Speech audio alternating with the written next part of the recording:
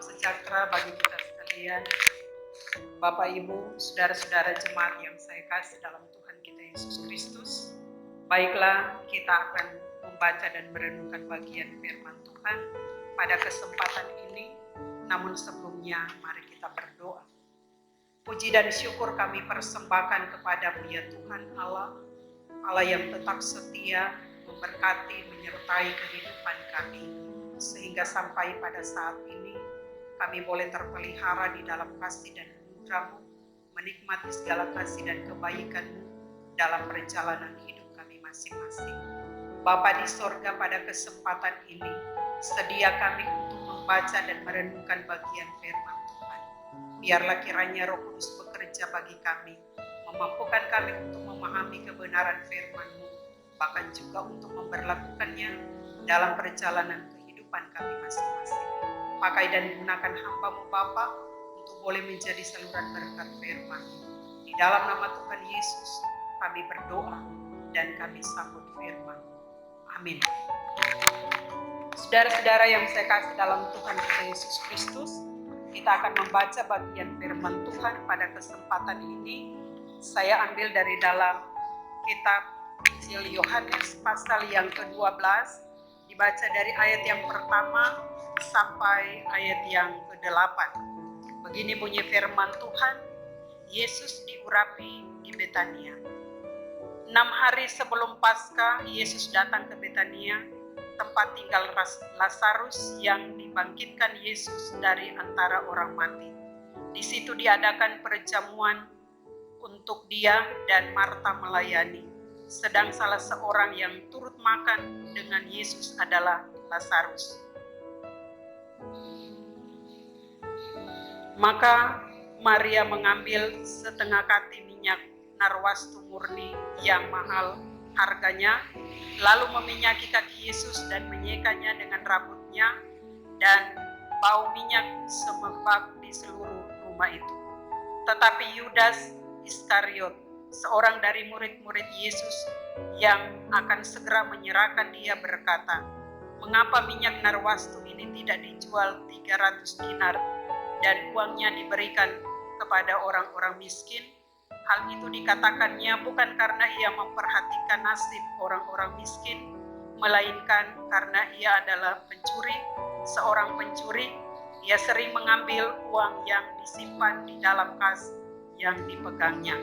Maka kata Yesus, "Biarkanlah dia melakukan hal ini mengingat hari penguburanku. Karena orang-orang miskin selalu ada pada kamu, tetapi aku tidak akan selalu ada pada kamu." Demikian jauh batas pembacaan firman Tuhan pada kesempatan ini.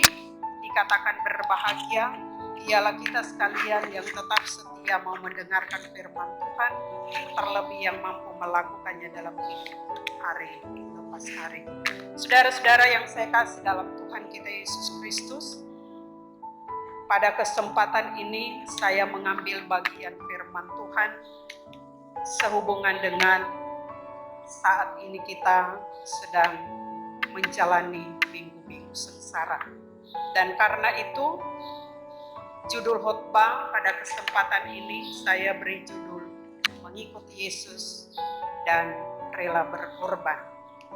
Nah, saudara-saudara jemaat yang saya kasih dalam Tuhan, saya sebelum masuk dalam kelanjutan khotbah saat ini, saya mengarahkan kita dengan satu buah pertanyaan atau beberapa pertanyaan menyangkut tentang bagaimana kita mengikuti Yesus dalam perjalanan hidup kita. Pernahkah saya dan saudara dalam kehidupan hari lepas hari mengeluarkan uang dalam jumlah yang besar atau dalam jumlah yang banyak untuk orang lain? Atau pernahkah saya dan saudara dalam kehidupan kita selama ini merelakan sesuatu yang berharga dalam hidup kita untuk diberikan kepada orang lain? Nah, saudara-saudara yang saya kasih dalam Tuhan kita Yesus Kristus, jika kita pernah melakukan itu, maka bersyukurlah kita, karena apa yang kita lakukan itu pasti tentunya memiliki perjuangan. Kemudian bagi kita yang belum pernah melakukan itu, maka kita juga harus banyak berdoa supaya kita mampu melakukan itu dalam hidup. Nah, saudara-saudara yang saya kasih dalam Tuhan, pernahkah terlintas dalam kehidupan kita apa sesungguhnya tujuan kita mengikut Tuhan? Apakah kita mengikut Tuhan untuk merasakan kesenangan dalam kehidupan kita, atau mengikut Tuhan justru kita menghadapi penderitaan dan kesengsaraan dalam hidup? Atau mungkin ketika kita mengikut Tuhan, kita mengharapkan kita menerima sesuatu, bukan kita mengeluarkan sesuatu atau mengorbankan sesuatu, bukan menerima sesuatu. Nah, saudara-saudara yang saya kasih dalam Tuhan kita Yesus Kristus, sebenarnya kita mengikut Tuhan dalam kehidupan kita sebagai orang percaya. Kita dibawa kepada satu misi dan tujuan, supaya mengikut Tuhan dengan penuh ketulusan dan kerelaan, bahkan menjadikan kita mampu berkorban untuk kemuliaan Tuhan. Nah, saudara-saudara yang saya kasih dalam Tuhan, banyak orang Kristen sekarang ini ketika mengikut Tuhan punya tujuan yang keliru, di mana ketika mereka mengikut Yesus, mereka memiliki tujuan supaya mereka memperoleh sesuatu dalam hidup, bukan mengorbankan sesuatu. Nah, saudara-saudara yang saya kasih dalam Tuhan kita Yesus Kristus, tetapi kadang-kadang kita menjumpai juga dari 1000 orang, mungkin orang Kristen, kadang-kadang ada 110 orang yang mampu melakukan pengorbanan dalam hidupnya ketika dia mengiring Tuhan. Nah, saudara-saudara yang saya kasih dalam Tuhan kita Yesus Kristus, kita perlu pahami dan renungkan bahwa ketika ada orang yang kita jumpai dan mereka mampu melakukan sebuah pengorbanan dalam hidup mereka, kita percaya bahwa itu dilakukan sesungguhnya sebagai satu ungkapan syukur kepada Tuhan. Dan dia juga melakukan itu, dia meyakini bahwa apa yang dia buat tentunya tidak sebanding dengan kasih dan anugerah Tuhan yang telah dilakukan dalam hidupnya. Nah, saudara-saudara yang saya kasih dalam Tuhan kita Yesus Kristus, karena itu pada kesempatan ini saya percaya dari bagian firman Tuhan yang sudah kita baca di kesempatan ini, kita mendapatkan satu teladan dalam kehidupan kita sebagai orang percaya, di mana kita melihat dalam kesempatan ini Tuhan Yesus datang ke Betania dan di tempat Lazarus. Juga ada di sana dikatakan ada murid-murid Tuhan Yesus, dan pada saat Yesus ada bersama dengan mereka, Maria melakukan sesuatu yang luar biasa. Dia mengambil minyak narwastu yang mahal harganya itu, lalu meminyaki kaki Yesus. Kita bisa melihat pada ayat yang ketiga dikatakan demikian. Nah, saudara-saudara, minyak narwastu ini menurut taksiran dari Yudas pada ayat yang kelima, di sana dikatakan jika dijual harganya 300 dinar. Nah, pada zaman dulu itu upah sehari seorang pekerja itu dikatakan 1 dinar. Kalau kita melihat di sini 300 dinar berarti upah satu orang selama setahun yang dibuang atau digunakan Maria untuk meminyaki kaki Tuhan Yesus. Nah, saudara-saudara, mengapa Maria mampu mengorbankan sesuatu yang berharga dalam hidupnya? Mengapa dia melakukan pengorbanan yang begitu besar pada Tuhan Yesus waktu itu? Tentunya kita menyadari dan memahami bahwa sesungguhnya dari bagian ini Maria menemukan sesuatu yang berharga atau sesuatu yang terutama, bahkan dapat dikatakan sesuatu yang sangat prioritas dari dalam diri Yesus. Bahkan tidak hanya itu, dikatakan Maria juga menyeka kaki Tuhan Yesus dengan rambutnya. Rambut adalah mahkota, dan itu mampu dia lakukan dan dia tunjukkan dengan begitu luar biasa. Nah, saudara-saudara, sungguh luar biasa teladan dari Maria ini patut kita renungkan, bahkan kita maknai dalam kehidupan kita. Terlebih pada saat ini kita sedang menjalani minggu-minggu sengsara. Bagian firman Tuhan ini merupakan satu perenungan bagi kehidupan kita sebagai orang percaya dalam kita menjalani kehidupan hari lepas hari. Dan Maria juga memahami bahwa kasih Tuhan Yesus tidak sebanding dengan apa yang dia lakukan bagi Yesus saat itu. Karena dia percaya ada begitu banyak pengalaman tentang kasih Tuhan Yesus. Bagi mereka, terlebih khusus, Tuhan Yesus pernah membangkitkan atau menghidupkan saudaranya Lazarus yang sudah mati. Nah, saudara-saudara, kalau kita memahami dan meyakini bahwa kasih Tuhan dalam kehidupan kita, maka sesungguhnya akan memampukan kita atau membuat kita melakukan pengorbanan dengan tidak tanggung-tanggung. Kita akan dimampukan untuk melakukan pengorbanan dengan ketulusan dan kesungguhan dalam kehidupan kita sebagai orang percaya. Kemudian bagian yang kedua, kita melihat pada ayat-ayat yang seterusnya, secara khusus mulai dari ayat yang ke-5, di sini dikatakan ada sebuah tokoh atau seorang tokoh dalam Alkitab dikatakan adalah murid Tuhan Yesus, yaitu Yudas.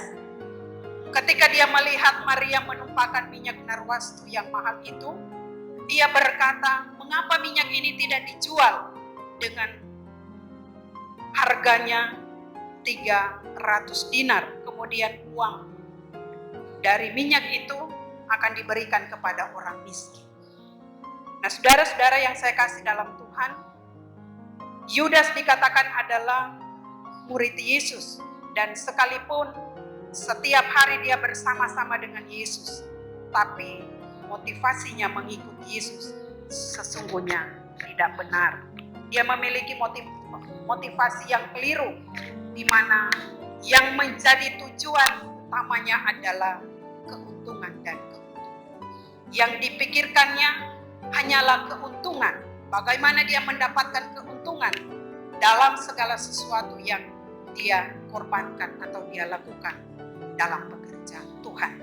Karena firman Tuhan dengan jelas mengatakan bahwa, saya akan membacakan ayat yang ke-5.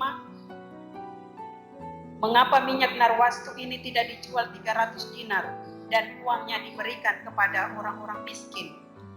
Ayat yang ke-6 berkata, hal itu dikatakannya bukan karena ia memperhatikan nasib orang-orang miskin, melainkan karena ia adalah seorang pencuri. Dia sering mengambil uang yang disimpan dalam kas yang dipegangnya.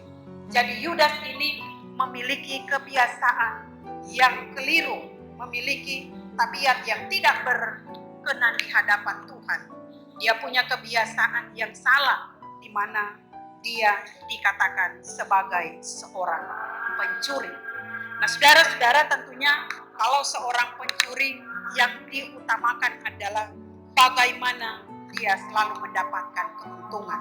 Dia tidak ingin dia dirugikan atau dia tidak mendapatkan keuntungan dari segala sesuatu yang dilakukan. Nah, saudara-saudara, kemudian kita masuk pada bagian yang terakhir atau bagian yang terpenting, di mana tokoh yang paling utama yang dikatakan dalam bagian firman Tuhan ini adalah Tuhan Yesus Kristus sendiri. Ayat yang ke-7 dan yang ke-8, di sana dapat kita baca bahwa memberi teladan bagi kita di mana dia rela mati, dia rela berkorban bagi kita umatnya. Karena itu lewat pengorbanannya di kayu salib kita dikatakan beroleh keselamatan. Karena itu dia berkata kepada Maria, biarkanlah Maria melakukan hal ini. Karena Yesus melihat bahwa ada ketulusan, ada kerelaan dari hati Maria yang ditunjukkan dalam mengikut Yesus. Sehingga ketika ada kesempatan berjumpa dengan Yesus, dia mempergunakan kesempatan itu dengan baik. Dia mempergunakan kesempatan dengan penuh ketulusan dan kesungguhan untuk melayani Tuhan Yesus. Bahkan rela berkorban yang ditunjukkan sebagai bentuk rasa syukur, rasa terima kasih atas kasih Tuhan yang selalu dialaminya dalam kehidupannya hari lepas hari.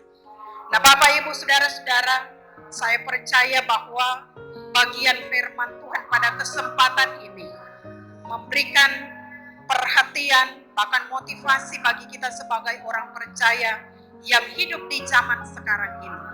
Ketika kita mengikut Tuhan Yesus, biarlah dari teladan yang ditunjukkan dalam kebenaran firman Tuhan mengingatkan kita untuk mampu merenungkan kasih dan pengorbanan yang telah ditunjukkan Tuhan Yesus dalam kehidupan kita sebagai orang percaya. Karena itu saya mengajak kita merenungkan kehidupan kita masing-masing. Sudah berapa banyak di antara kita saat ini yang bersikap seperti Maria, mampu menggunakan kesempatan yang Tuhan beri dengan baik. Sudah berapa banyak di antara kita yang telah berkorban untuk pekerjaan Tuhan. Ataukah sebaliknya, kita bersikap seperti Yudas yang hanya memikirkan keuntungan dalam pekerjaan Tuhan.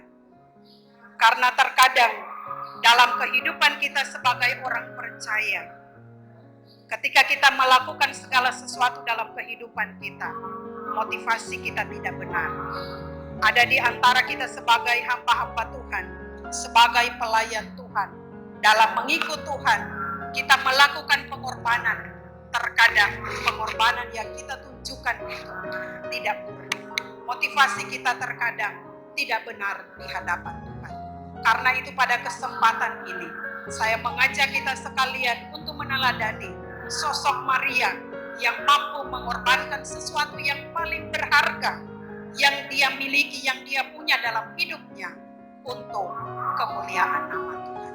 Karena itu saudara-saudara, satu hal yang harus kita ingat, bahwa tanpa Tuhan kita tidak akan dapat melakukan apa-apa dalam hidup ini. Tetapi bersama dengan Tuhan Yesus, kita pasti akan mampu melakukan perkara-perkara yang dahsyat dan luar biasa. Bahkan kita akan dimampukan untuk melakukan pengorbanan dengan penuh ketulusan untuk pekerjaan Tuhan. Amin firman Tuhan. Mari kita berdoa. Puji dan syukur kami persembahkan kepada-Mu ya Tuhan Allah, Allah yang terus ber-Immanuel dalam kehidupan kami umat yang percaya. Kami yakini bahwa kesempatan ini kami boleh gunakan untuk belajar akan bagian firman Tuhan. Biarlah kiranya kami mampu merenungkan akan perjalanan kehidupan kami masing-masing. Sehingga dalam pengiringan kami bersama dengan Tuhan, kami tidak akan melakukan hal yang sia-sia. Tetapi kami benar-benar dimampukan untuk melakukan pengorbanan yang tulus, yang penuh kerelaan untuk mau meninggikan dan memuliakan Tuhan. Terima kasih Bapa, berkati dan meteraikan firman-Mu bagi kami semua. Di dalam nama Tuhan Yesus kami berdoa dan mengucap syukur. Amin. Salam sejahtera bagi kita sekalian. Shalom, Tuhan Yesus memberkati.